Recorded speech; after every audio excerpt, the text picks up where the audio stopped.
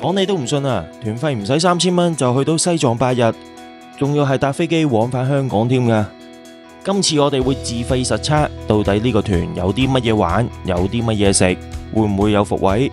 精彩內容千祈唔好錯過啊！睇片之前記得免費訂閱我哋雞腿貓頻道，記得撳埋鐘仔搶先哦。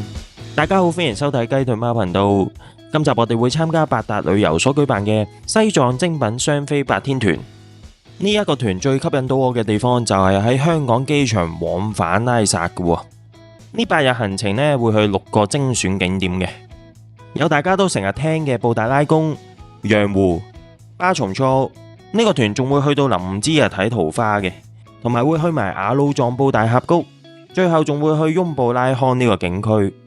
咁西藏嘅美食呢，我自己就本身唔大期望嘅，不過呢個團呢都有寫明啊，會享用林芝石鍋雞、梨油湯鍋同埋藏式烤羊。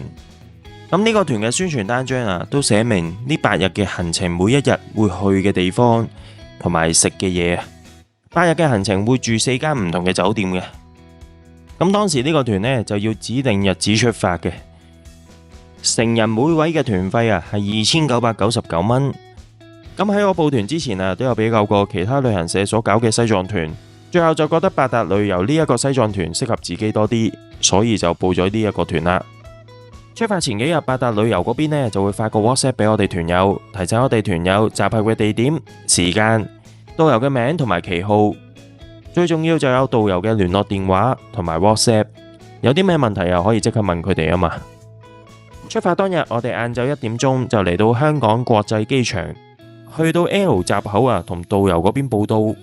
其實 L 閘口都有啲遠嘅，基本上行到機場嘅最篤位置。我哋揾咗導遊報到之後啊，就要排隊啊，寄存行李同埋攞嗰張登機證。嗱，呢張就係登機證啦，就有顯示到航班號碼、我哋登機嘅時間同埋座位編號嘅。我哋寄存咗行李，攞咗登機證之後啊，就要入去禁區啦。咁入去禁區嘅時候呢，我哋需要進行安檢嘅，因為唔知我哋上到機係咪有飛機餐食啊，所以呢就嚟咗禁區入邊嘅麥當勞食個脆薯王。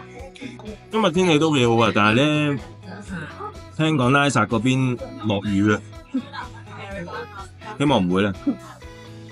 食完麥當勞之後，我哋就慢慢行去我哋所屬嘅登機閘口。喺禁區入邊啊，離遠已經見到西藏航空佢哋嘅客機，即係陣間我哋要上嗰架。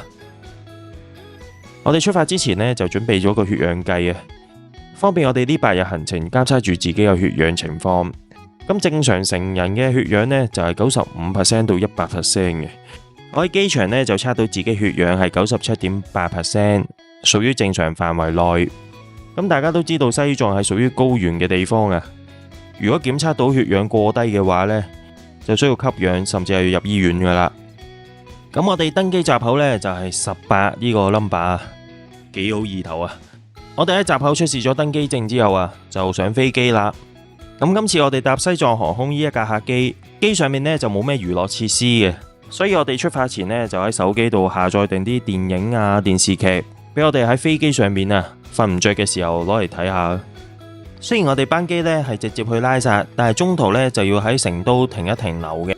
原來我哋今次去成都呢一程啊，有飛機餐食嘅喎，咁有豬肉飯揀嘅。如果唔想食飯嘅話，可以揀雞絲炒麵啊。隔離仲有醃青瓜、醃紅蘿蔔、乳酪、原味榨菜絲，仲有麵包同埋蛋卷，當然仲有嘢飲提供啦。其實呢個飛機餐都好豐富嘅，不過好唔好食呢，就見仁見智啦。晚上6點鐘左右，我哋終於降落成都天府國際機場。嗰陣天色呢都仲係藍天白雲咁樣嘅，非常之好嘅天氣。雖然我哋喺成都機場只係短暫逗留，但係我哋呢都需要攞翻個寄出行李出嚟啊。事關呢成都機場呢度啊，需要過一轉安檢嘅。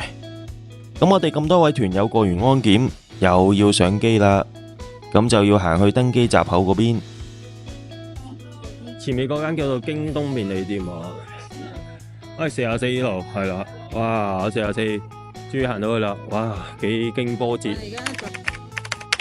晚上10點20分，客機終於抵達拉薩貢加國際機場。咁因為西藏呢邊呢係屬於高海拔地方啊，特別係夜晚時間啊，天氣都好凍嘅，所以好多嘅團友啊都着衝鋒衣、外套去保溫，以防自己冷親啊。我哋團友攞好晒行李之後，隨團領隊呢就點一次名，然後一齊步出機場。77啊，咁喺香港嘅時候90幾嘅，98、99嘅，咁係正常嘅其實。咁啊嚟到高海拔嘅地方，所以大家要嚟到拉薩啊，要放慢腳步啊，節奏要慢啲啦。當地旅行社嘅導遊呢就接我哋機，然後向我哋每一個團友攬呢個哈達圍巾。哈達呢係藏傳佛教寺廟以及係蒙古族、藏族中相當珍貴嘅禮敬法器。當地人會將哈達代替祈禱旗幟，作為致敬嘅禮物。無論係婚宴、政府接待外賓或者係歡迎遊客嘅時候，佢哋會將哈達就好似花圈一樣圍喺對方嗰個頸上面啊，被視為最虔誠嘅祝福。我哋呢個團一行20人啊，就拎住行李行去旅遊巴嘅停泊處上車。我哋上咗旅遊巴之後，導遊就溫馨提示一下我哋入藏嘅注意事項。導遊就提我哋頭一晚就唔好洗頭同埋沖涼，簡單抹下身就得啦。目的係要俾身體盡快適應到一個高原低氧嘅環境。旅遊巴出發去酒店期間，導遊就向我哋每名團友派發呢一支便攜式嘅氧氣樽。導遊呢就同我哋講啊，如果身體發現有高原反應嘅症狀，唔建議我哋即刻去吸呢個氧氣嘅，因為如果我哋即刻吸呢個氧氣呢，會產生心理同埋生理依賴啊。最好嘅方法就係通過休息同埋多啲飲水去緩解呢啲症狀，盡量俾身體適應，而唔係即刻去吸氧。我哋搭咗個半鐘車程，就嚟到位於拉薩嘅西藏扎扎普章酒店。當我哋一入到嚟酒店啊，已經感受到呢間酒店嘅一個西藏風情啦。佢嘅裝修風格呢，同埋一啲擺設啊，都係好有西藏特色嘅。領隊就好快幫我哋辦理入住手續，然後向我哋每名團友派發房卡。咁我哋今次呢係入住酒店嘅4樓啊，8410號房。呢間酒店呢，其實我哋只係住1晚嘅啫，不過都怕俾大家睇下間酒店房係點啦。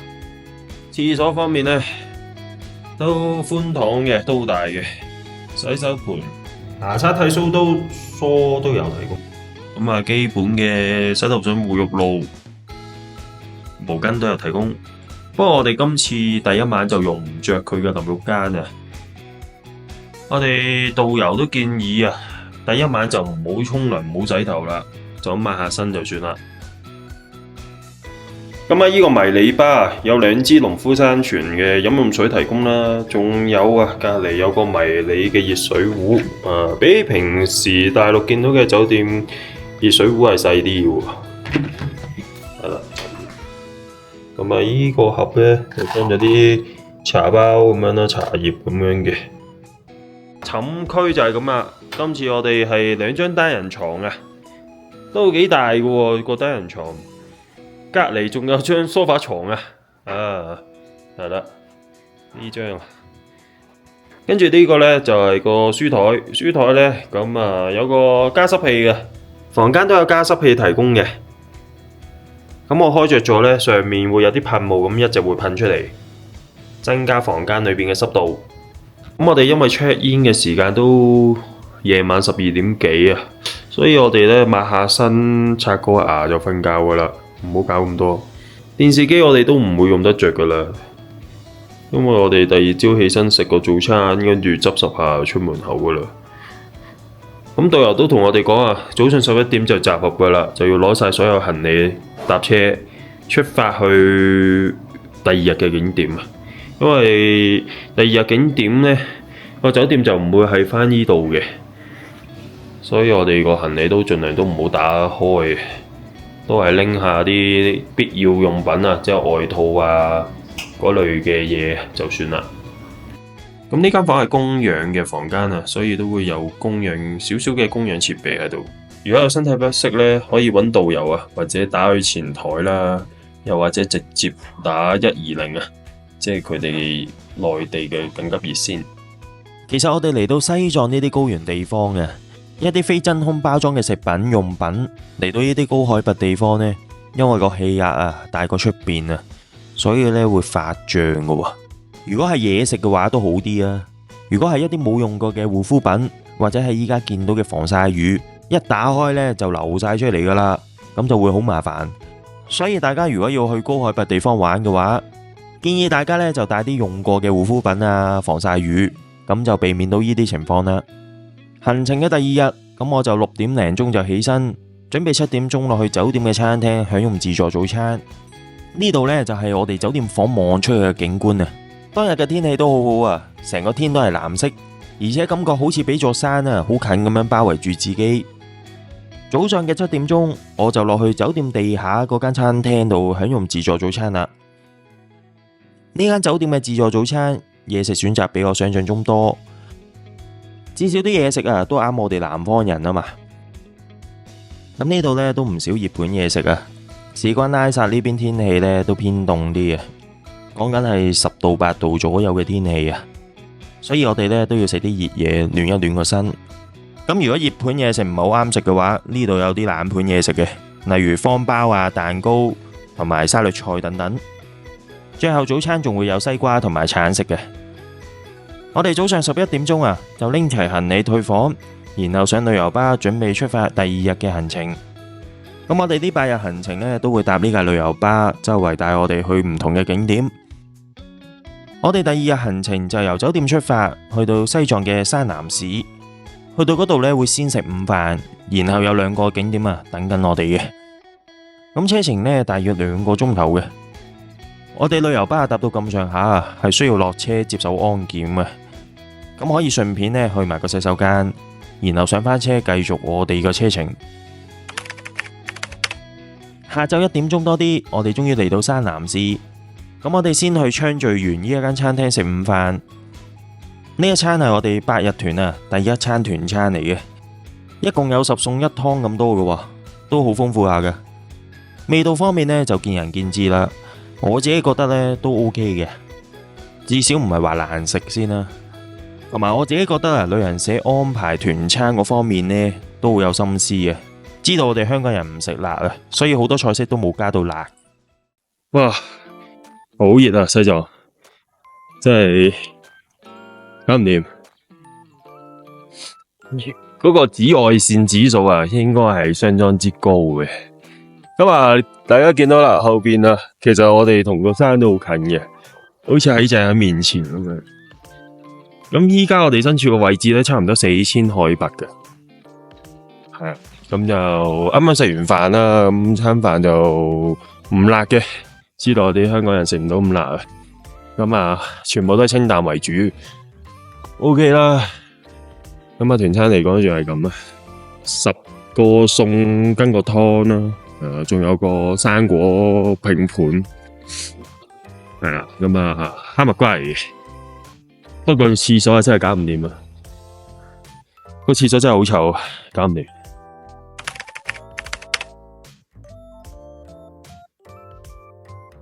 食完飯之後，我哋上返旅遊巴，2點半鐘啊，就嚟到雍布拉康呢一度啦。雍布拉康呢係坐落於西藏山南市扎西次日山上面，係西藏歷史上第1座宮殿。根據史書記載，係始建於公元前2世紀，比著名嘅拉薩布達拉宮啊早800幾年添啊。扎西次日山形狀啊，好似母鹿咁樣，宮殿因為呢個山呢而得名。咁喺藏語裏邊啊，雍布嘅意思就係母鹿，而拉康意思呢就係神殿。咁喺松贊干布在位時期，雍布拉康就由宮殿改為寺廟啦。文成公主初嚟西藏嘅時候，每到夏天都會同松贊干布啊過嚟呢邊居住嘅。咁我哋喺旅遊巴落車之後，就需要上山去到雍布拉康呢個寺廟裏邊。上山嘅方法都有幾樣嘅，你可以選擇慢慢行上去，但係時間同埋體力消耗都唔少嘅。我哋當然唔建議咁樣做啦。又或者好似我咁樣，俾50蚊人民幣啊，騎馬上去。不過佢個收費好得意嘅，上山就50蚊啦，而落山就係30蚊。又或者可以選擇搭觀光車，觀光車呢收費係30蚊。其實騎馬上山，馬夫都會一路帶住你嘅，純粹係俾你體驗下騎馬上山嗰個感覺。如果真係要快嘅話，搭觀光車係最好嘅，因為騎馬老實講蹬下蹬下都辛苦㗎。我哋慢慢騎咗大約15分鐘，終於上到山啦。我哋嚟到呢個位置啊，都需要行樓梯上去嘅，所以我哋呢都要時刻提醒自己放慢腳步，唔可以急，因為動作太大或者太快嘅話呢，好容易出現高反嘅症狀，咁就得不償失啦。翁布拉康呢係典型嘅山崖式建築，由於澤西次日山山形陡峭，山頂面積好狹小，呢座咁高嘅翁布拉康啊，幾乎覆蓋咗成個嘅山頂啊。咁頭先講過啦，翁布拉康係位於西藏嘅山南地區嘅，咁呢度四季好分明嘅，平均海拔高度大約有3700米，咁同拉薩嘅係差唔多海拔嘅，同埋呢邊呢日夜溫差太大啊，所以我哋一定要着夠衫，避免冷親。來，我們就往上走了，其他的還有啊，這個一起，他們都已經散了嗎？有些上去了。OK，好，那我們就往上面走吧。哦，轉經道。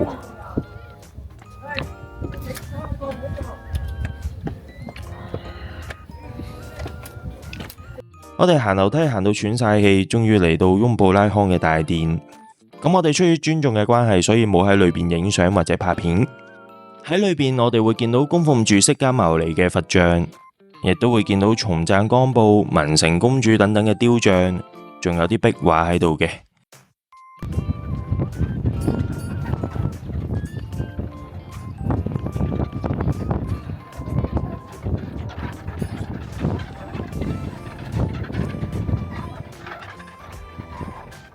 我哋行過轉經通道之後啊，就見到後邊有座山坡。咁其實呢個山坡都幾靚啊，但係仲修葺緊啊，所以我哋唔可以行過去。不過見到唔少遊客喺度影相打下卡留念嘅。咁我就見到呢度咁壯觀，同埋加上天氣又咁好，當然忍唔住要影翻啲相啦。我哋準備離開嘅時候啊，見到翁布拉康呢度啊都有個檔口仔賣一啲飾物啊、嘢飲嘢食嘅。價錢又唔係好貴啫，見佢啲手鏈都係10蚊左右。咁我哋頭先喺翁布拉康呢度呢逗留咗大約半個鐘左右，因為我哋見到仲有好多時間剩啊，所以我哋選擇慢慢行返落山。當然有啲朋友仔選擇俾30蚊搭觀光車落山，咁就舒服啲，唔使咁辛苦。最後我哋上返旅遊巴準備去下一個景點。下晝4點半左右，我哋就嚟到昌珠寺。昌珠寺係位於西藏山南市乃東區昌珠鎮，係西藏最早嘅佛寺之一。松贊干布同埋文成公主都曾經喺呢度居住。昌珠寺佔地面積有4667平方米，佛寺裏面嘅佈局同拉薩嘅大昭寺好相似嘅。昌珠寺呢，原來距離至今已經有1300幾年歷史噶啦。係吐蕃時期第一個佛堂嚟嘅，佛寺裏面嘅建築規模都好大嘅，由大殿、轉經圍廊、廊院3個部分組成，一共有2層。同樣都係出於尊重嘅關係所以裏邊寺廟嘅環境我就冇拍到啦。昌珠寺其實有個大型嘅轉經筒，呢個轉經筒係非常之重要嘅，被視為祈福、去病、消除業障嘅象徵。咁導遊同我哋講轉經筒一定要順時針轉3圈。咁轉3圈呢個意思都好多嘅，其中嘅意思就係寓意住過去、現在、未來嘅統一。每一圈代表一個時間段，通過呢個儀式呢，可以祈願自己能夠貫通過去、現在同埋未來，達到時間上嘅圓滿同埋和諧。亦都有啲解釋呢，就係話代表前世、今生同埋來世嘅。我哋參觀完昌珠寺之後，就行去對面昌聚園餐廳食晚飯。咁其實好得意因為我哋午餐同埋晚餐都係同一間餐廳食飯嘅。可能呢一邊搞團餐嘅餐廳唔多所以變咗呢就要去返呢一間餐廳食飯。咁同午餐一樣呢度晚餐都好豐富嘅，都係一樣10餸1湯。不過老實講，我哋呢都唔係食好多同台嘅團友一樣都係嘅。咁事關因為我哋啱啱嚟到西藏冇幾耐導遊就同我哋講頭幾日就唔好食咁飽啦，原因係呢高原地區空氣稀薄食太飽咧會增加腸胃個負擔啊，容易導致或者加重高原反應嘅。所以大家有興趣嚟西藏旅遊嘅話，建議採用少食多餐呢個飲食方法，避免一次過食太多，咁樣呢就可以令到身體有時間慢慢適應高原嘅環境。西藏嘅山南市嗱東區，因為見到我哋右手邊有個商場，有麥當勞。麥當勞呢個係大型嘅商場嚟嘅。我哋酒店咧就喺前面左手邊，酒店行過嚟應該大概係2個字到咧。雖然我哋見到仲係日頭，但係時間已經去到晚上7點20分，我哋就入住山南市嘅美康國際大飯店。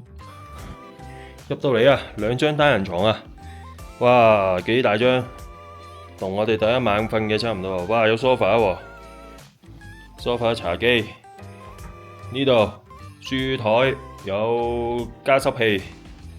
不過呢部加濕器就冇尋晚啊，我哋喺拉薩住嗰間酒店咁大部，呢部係細部啲嘅。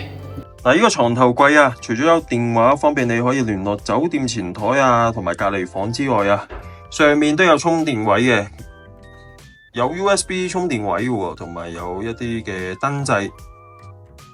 原來佢個窗簾啊係電動嘅，電動開關嘅。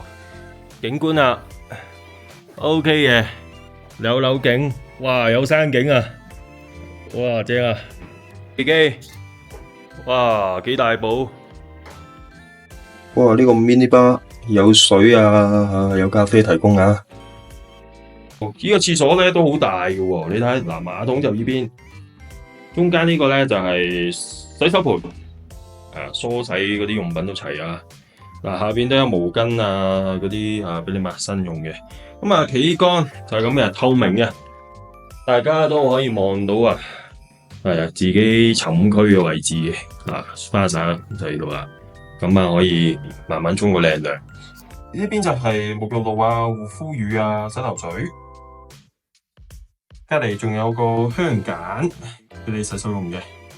嗱，呢啲即棄嘅梳洗用品都齊備嘅，牙刷、剃鬚刀、針線包，梳都有啊，係啊，啲即棄嘅梳洗用品。呢部氧氣機每間房都有一部嘅，咁依家運行緊啊，咁都會顯示佢個濃度啊、流量等等嘅資訊。我哋第2晚喺山南呢一間酒店都係住1晚嘅啫。第2朝都要執拾行李，出發去第3日嘅行程。由於西藏係屬於高原地區，同內地係存在時差嘅，日出同埋日落嘅時間會比內地遲一啲嘅，大約遲2個鐘左右。咁我哋喺酒店房休息，同埋第2晚都有沖涼嘅，但係要好快進行，同埋都係冇洗頭嘅，始終都怕會誘發高反嘅症狀。第3日嘅行程就好緊湊啊！我哋7點鐘就起身享用酒店嘅自助早餐。8點鐘就拎齊行李喺酒店退房，然後直接上旅遊巴出發。所以我哋食早餐都要快嘅，冇辦法。咁簡單講下呢度酒店自助早餐啦。